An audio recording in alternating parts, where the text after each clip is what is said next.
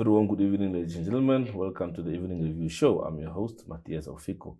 Well, it's a chilly Tuesday evening, but of course, national matters have to continue.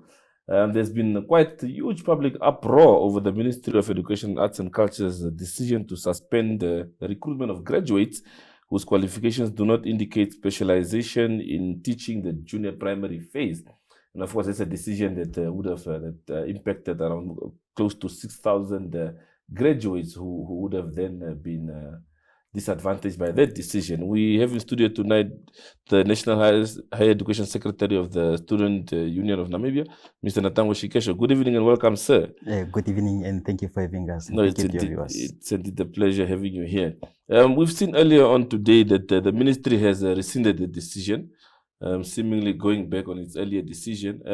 From the start until now, how has this situation unfolded? Haufiku, the thing is this, to say the ministry doesn't have an idea on how to solve the unemployment of teachers in the country. So now they are trying to get ways on how to remove some percentage from the unemployment teacher.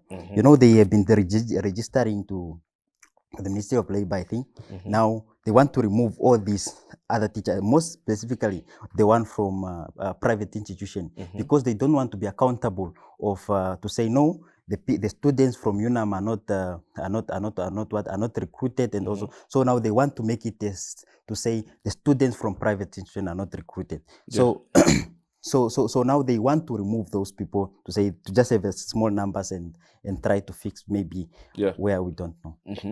So what has SAN's position been on this matter since you learned of this decision last week? SAN as a student organization, we continue to put our student in the center, but putting the student in the center without program of action, our FICU, is meaningless.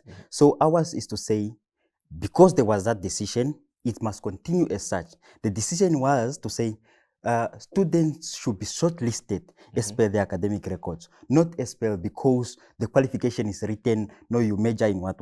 Why? Because it will help whoever is shortlisting to see, no, this student have been in the university for 7 years, or this one have been in the university for 4 years, or this one have been failing and dodging classes or what. The record will give you the record of the student, but that one will never give you that record. So the ministry and the subordinate, they are just lazy, and they should know we acquire this certificate very hard. Yeah. So would you, in terms of consultation, of course, you deal closely with students, movements like yourself. Were you perhaps invited by the ministry to say, look, this is the decision we're about to take, and what is your input on this? No, we were not invited. I think this consultation thing, they take place in SWAPO WhatsApp groups. They just gather there, they do their consultation. But they should know it's okay to consult, even to those who disagree with you. So we were not consulted. They just decide their decision. And I don't know, maybe the minister is,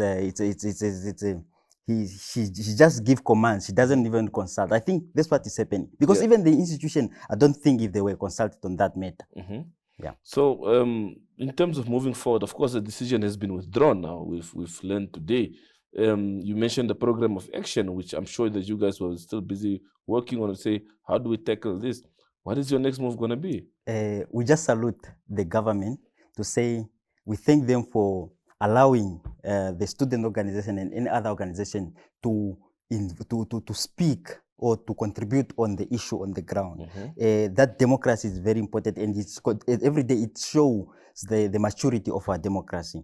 But we are saying the ministry must take appropriate decision when dealing with this thing. Our students are already depressed because they are not getting a job. It's not because they did not pass very well, but it's because the government is failing to put up structures that will support the numbers of the people or the masses on the ground. So that one, we are very happy that we saw they took back their words, and then going forward they must invite all the stakeholders to go and consult, not just these organizations. Some of these organizations that will come and sell out our students, and that's not what we want. Even those who disagree with you must be invited for consultation. You are SAN's National Secretary for Higher Education. there's over the years, there's been a huge backlog of teachers within the system. But on the other hand, you have a huge list of unemployed teaching graduates. What has your union picked up? Where's the mismatch coming from, and how do we bridge that gap? I think the ministry is failing. The ministry is failing in the sense that year in, year out, they are telling us they are doing self-introspection, but the self-introspection never changed the status quo. It has been 34 years now, independence, but so we are expecting another 34 years of of independence, so it will be 60, 70, 78 of 68 of independence. So we need all this year for us to solve this issue. No. You see our ministers and deputy ministers going abroad to attend conferences. Apparently, it's industrial revolution, fourth industrial revolution. But yet, they're failing to say, no, the student, they don't have money, they're broke or what. So they should be allowed to apply online. You apply through the link, and then you upload all your documents there. You attend the interview online. So when you travel to Kachi, you just go there when you are recruited already there. Not this thing, students are traveling, sleeping at the service or what not, paying a lot of money, but at the end of the day, the position is already taken by somebody who did not even pass in the interview. It's wrong. Yeah. So if we can industrialize, or we can use that benefit of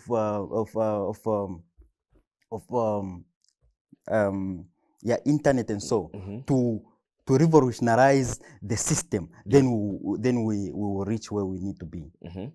Of course, the ministry had indicated that one of the reasons why it took that decision was because the current situation creates serious challenges when it comes to placing teachers. That was their excuse. And that's why they wanted this specialization to be clearly indicated. What is your take on that? No, specialization will never show the competence of the teacher, but the academic record will show how the performance of the teacher in her time or in his time in the university. So you having that qualification, it will never show if you don't used to pass, or if you used to pass, but you just used to pass at 50s. So we need that record to show us, to say, okay, this one, she was just a problem student there. Yeah, a furniture of the university. Yeah, because and just to add on that, the minister also indicated that as far as the junior phase is concerned, they did this to ensure that the education standards are met. So now some will think that do student movements like SAN not want the education standards to be met, or why are you opposing this decision? No, one of our pillars is that we need quality education, and quality education can only be quality when you have a quality teacher.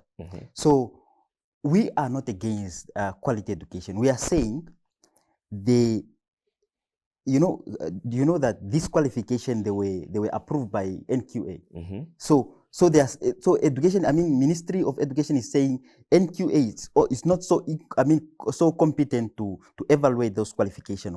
Yeah. So we should remove all our emotion, comrades, and focus and shape the Namibian house. Yeah. So this thing, the academic record will help. That's why we welcome the issue of academic record 2019, because we feel like we need to see the record of the student. But the qualification, it can be there. Yes, we are not opposing to say, no, it must not specify the specialization. We are saying that, but the ministry must consult the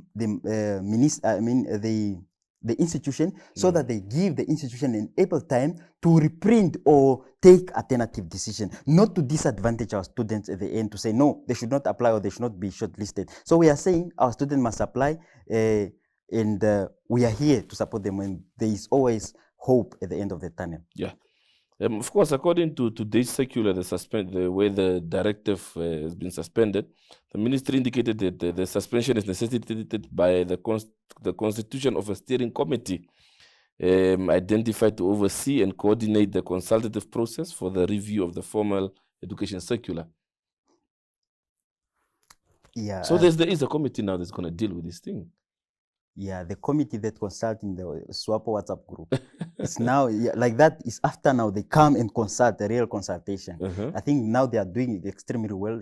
That's why I always salute President Kavao, because he always makes sure all is well. Now he's the driver. President Kavao is the driver of the Ministry of Education. The moment he drive this side, they all move this side. Yeah. When he drive this side, they all move there. That's why we trust him as a union to lead the organization, and we trust the committee for welcoming the idea, because we made the press conference that is driving the same decision now. Yeah. Of course, you also enjoy a large representation within the student community. Have you been invited as son to serve on this committee? We were not invited. I think it's because somehow we disagree with them. But we are not so hungry to be part of them. But so long whatever decision they are taking, they should make sure they take a decision that saves the Namibian child. Because we cannot allow people to just decide. You wake up today and you dream about changing the name of the country. You decided, now we are going to change the name of the country. And then it should not be about the dream. It should be about constructive consultation. And then like that, it will build the Namibian house. Not just the thing. But we are ready to be part of the committee. But if they don't want, we are not so hungry to be part of them. Yeah. So what is the relationship like between your movement and the ministry, which deals primarily with the affairs of students? Because I mean, you cannot have a love-hate relationship while you are both championing the same cause. Yeah, these people, people, they want who dance to their tune. If something is not right, we will never support it. Never. We don't compromise on our morals and values. So if something is not right, it's not right. But if something is right, we support it with our whole heart.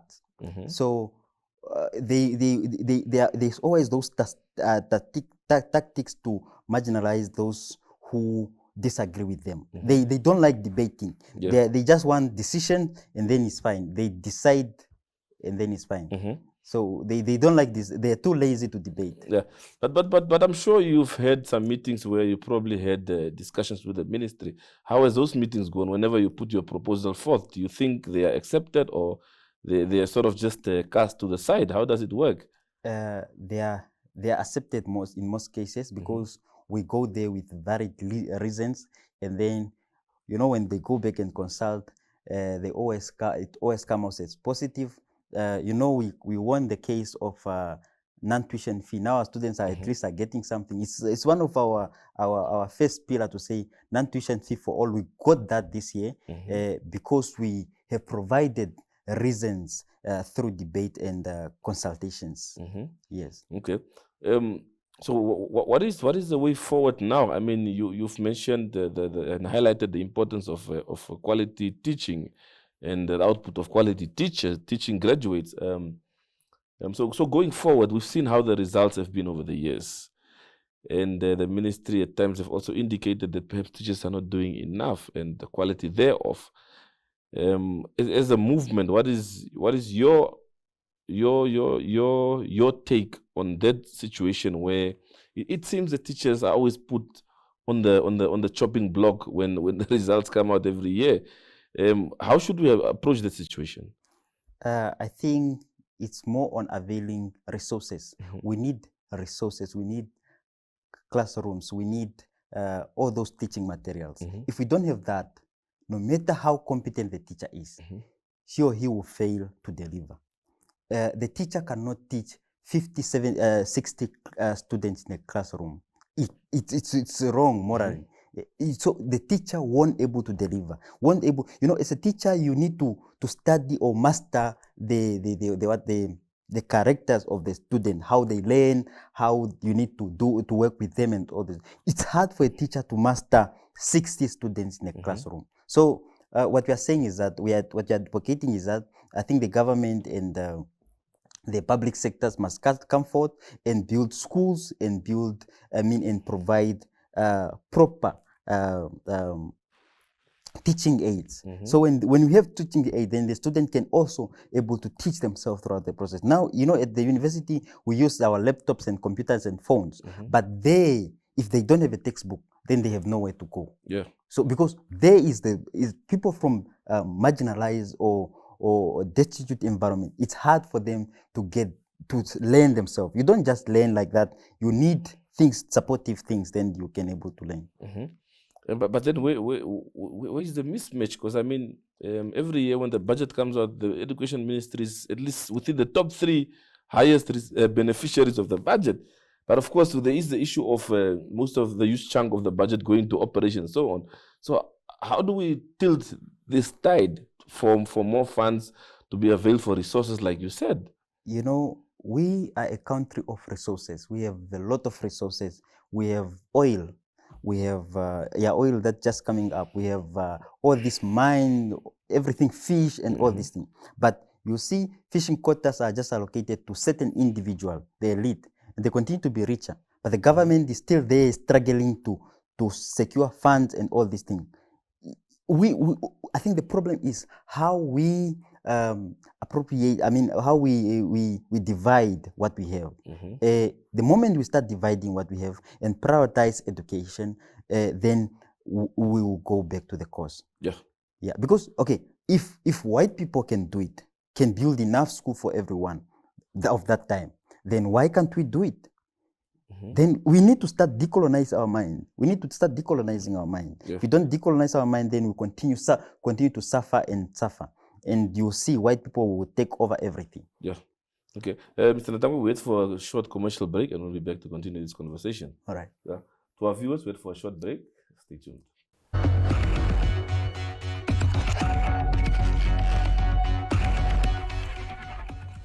The Ministry of Environment, Forestry and Tourism, in collaboration with the Namibia Tourism Board and the Ondonga Traditional Authority, will be hosting the Itotha Carnival at the Kangonde Sotpan in the Oshikoto region from 27th June to 1st July 2024. Expect a fun-filled weekend including traditional dishes, cookout competitions, totem parades, traditional games, horse riding, skydiving and quad biking. Accommodation facilities will be available at cost. The Itotha Carnival, celebrating our ancient heritage.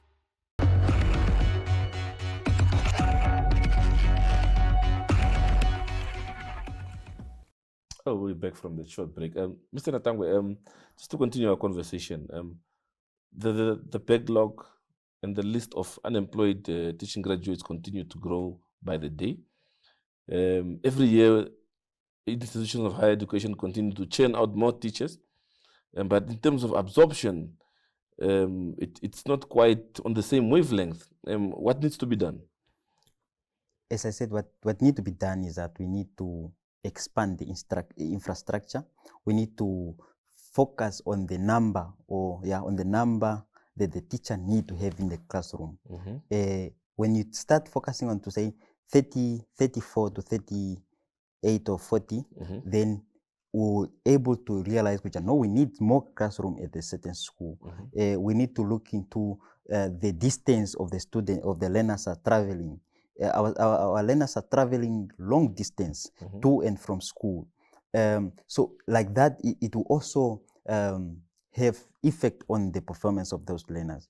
We again need to look into removing the teachers that do not have qualification in the schools. You will find one with grade 12, or this one is just a first year or second year with second year academic record, and she's teaching. But there are still qualified people who are there. Where are these teachers? Are these teachers in the system? They are still in the system. They are still there. Yeah. How do they get it? How do they get there? It's because of how connected you are. If you are connected, if your father is a friend to a principal, then you are in the system like that. Or it's how connected you are to the school. Have you brought this up to the attention of the ministry? They know about it. They know about it. It's just a thing that they are ignoring. They know there are students who are still teaching who just have grade 12. Some they have academic record of. How do you expect somebody with academic record of first year to teach very well? She doesn't also understand the content. Yeah. So those are the things that keep the number going high. But all in all, we need more school. The masses or the numbers of the learners have shown to us to say, no, the one we have, they are not enough. And again, you see some marginalized community there. You will find a shack or something that we don't know. You will not even know if it's a classroom because there are no chairs, there is nothing. But you expect apparently the Namibian student to excel very well. I think it's because, again, the minister's kids and all these things, they don't study here or they don't experience that life. I think one day if you take them in, you take the minister's child to Kachinakachi village in the school there, somewhere is a school there, then the minister will change will change the system in those schools. But the minister can argue that, look, we do go out in the field to go and see what the situation is. So they would argue that they know what the situation on the ground is like. Okay, now tell me, why do you think the minister take their kids at the private institution while he's the head of the minister of education, but they're taking their kids there? Why don't they trust their own education system? Why? It's because of they know, they are aware of what is going on. They are just too lazy to act up. Yeah. So from a teaching perspective, so what I'm getting is that you're saying that the teachers within the system, most of them are competent enough to teach, but in terms of teaching aids and resources, that's where the problem is. That's where the problem is. Yeah. We need more teaching aids and teaching classrooms and all these things, so that our teachers can able to go extra mile. You know, sometimes you want to help a student, but you don't know what to tell you. Okay, now go read in this textbook, this page to this page, and then so it will help you to understand. Yeah. So you look at the classrooms at schools. Some there is no electricity. I can give you a thing of Chomuse. The part of this one part of school that they doesn't have electricity.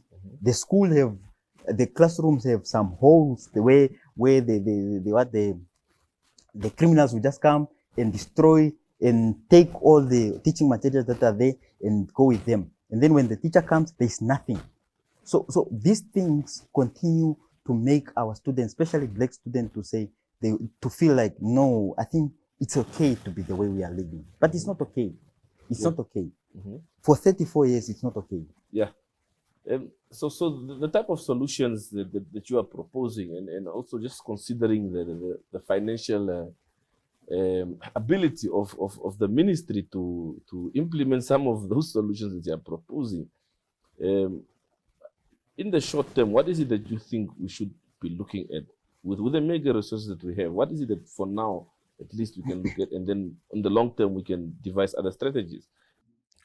Some of the short terms that we can, intervention that we can focus on, maybe we focus on a temporary infrastructure, maybe boards, those boards of those years.